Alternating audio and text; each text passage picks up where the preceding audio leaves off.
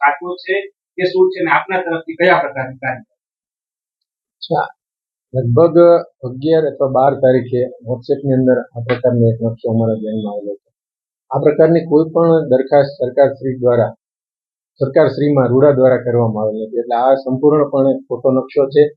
તમામ ખેડૂતોને પણ નમ્ર વિનંતી છે કે આ પ્રકારની નકશા જો વોટ્સએપ મીડિયા અથવા સોશિયલ મીડિયાની અંદર ફરતા હોય તેમને ઓથેન્ટિસિટી રાજકોટ શહેરી વિકાસ સત્તામંડળ કચેરીએ ખરાઈ કર્યા બાદ જ એમને અમલમાં મૂકે એવી એક નમ્ર વિનંતી છે.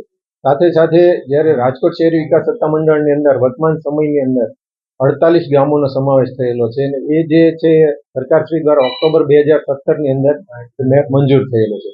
ત્યારબાદની કોઈ પણ પ્રક્રિયા રાજકોટ શહેરી વિકાસ સત્તામંડળ દ્વારા કરવામાં આવેલી નથી, જેથી આ પ્રકારનું કૃત્ય ને રાજકોટ શહેરી વિકાસ સત્તામંડળ સંપૂર્ણપણે વખોડી કાઢે છે.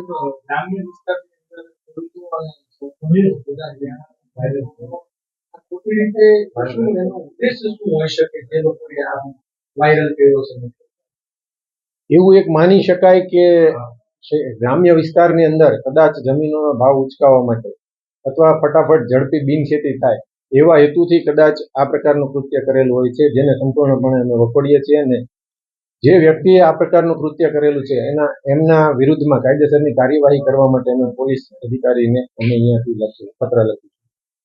આમાં જેમને નકશો બનાવ્યો છે જી, કાયદેસરની કાર્યવાહી કરવા માટે અમે પોલીસને